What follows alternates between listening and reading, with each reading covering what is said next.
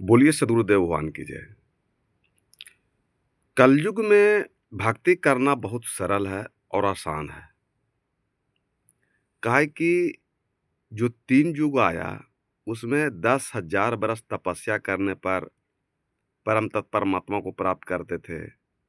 सत्य के रास्ता पर चलने से परमात्मा को प्राप्त करते थे। जग, तप, पूजा, पाठ, व्रत, उपवास करने से मोक्ष मुक्ति प्राप्त करते थे। लेकिन कलयुग में बहुत आसान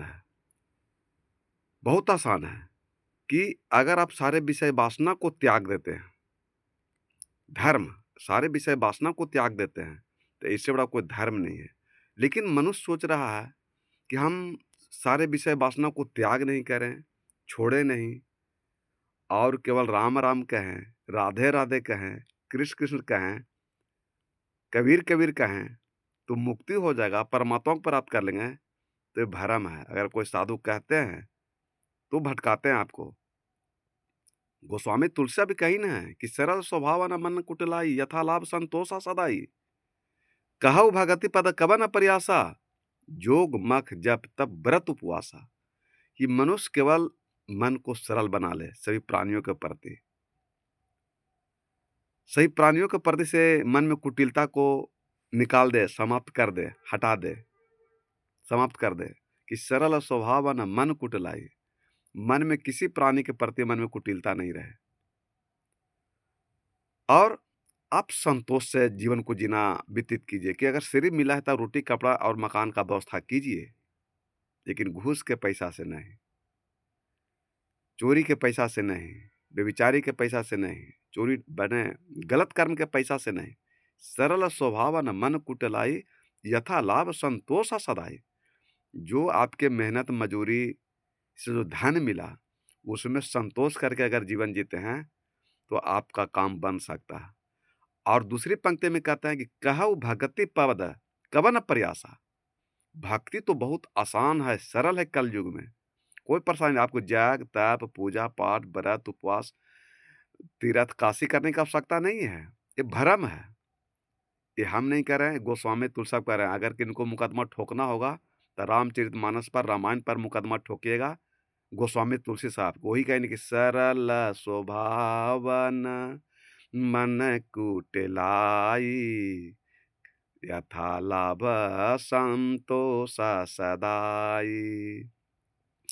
कहु भगति पद कवन प्रयासा, जोग नमक जप व्रत उपवासा। इसमें जोग, तप, पूजा, पाठ, व्रत, उपवास कुछ करने की जरूरत नहीं है। और आप मन को सरल बना लीजिए, मन में कुटिलता को समाप्त कर दीजिए, सभी प्राणियों से प्रेम कीजिए, विषय वासना को छोड़ दीजिए और जो धन संपत्ति, माता पिता, पत्नी मिले हैं उसमें संतोष करके जीवन को जी लीजिए। तो एकदम भक्ति परमात्मा को प्राप्त करना आसान है।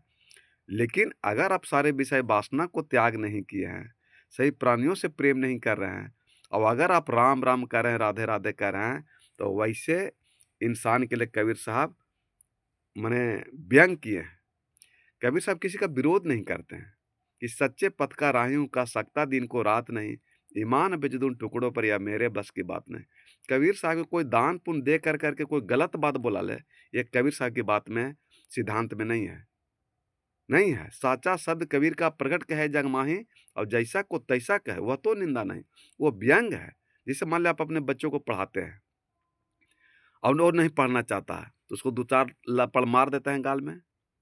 अगर गाल में मारने से भी बच्चा आपका नहीं सुन रहा है तो डंडा उठा के 2-4 डंडा मार भी देते हैं।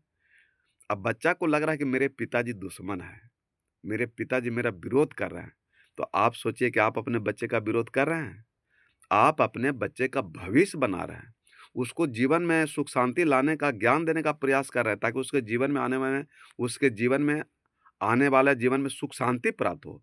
लेकिन बच्चा को लग रहा है कि मेरे पिताजी मार रहे हैं। ठीक उसी प्रकार कबीर साहब पूरे संसार के ऊपर व्यंग करते हैं, निंदा शिकायत नहीं करते हैं, सुधारना चाहते हैं।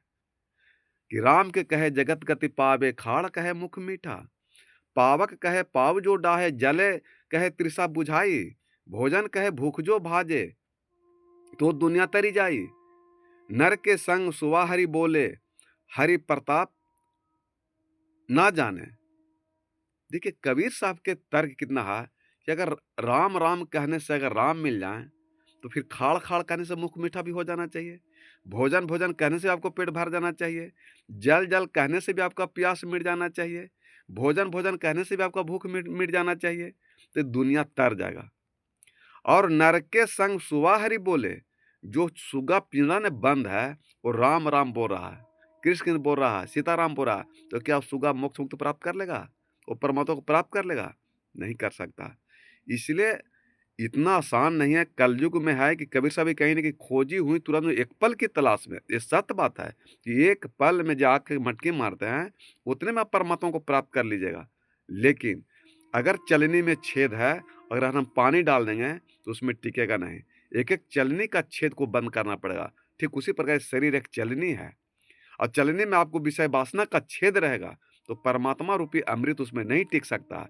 इसलिए आप चाहते हैं कि हम परमात्मा को प्राप्त करें, तो सारे विषय वासना को त्याग कर करके, सारे अपने माने विषय वासना का छेद बंद कर करके, और तब आप भीतर में आत्मा, चेतन आत्मा रूपी बूंद में परमात्मा रूपी समुद्र समाये हुए हैं, और मन को बस में करके मन के आँख के द्वारा, सुरति के आँख द्वारा परमात्मा का दर्शन कीजिएगा, तब मोक्ष मुक्ति मिलेगा। इतना आसान नहीं है। लोग कह देते हैं साधु संत महात्मा आसान में, लेकिन कबीर साहब उसको तुरंत नकार देते हैं कि उससे आपको काम नहीं चलेगा।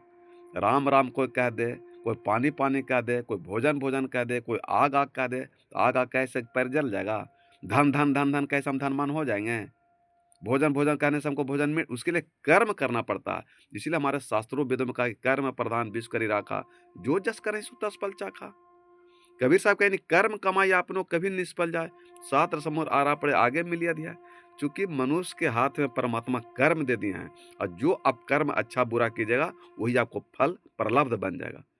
और अच्छा कर्म कर करके आत्मा में परमात्मा को ढूंढ लेते हैं, मन के सुरति के द्वारा, आत्मा की सुरति के द्वारा। भीतर में वो शब्द है, रूप है, नाम है, तो आपका जन्म मरण मोक्ष मुक्ति होगा, तब होगा।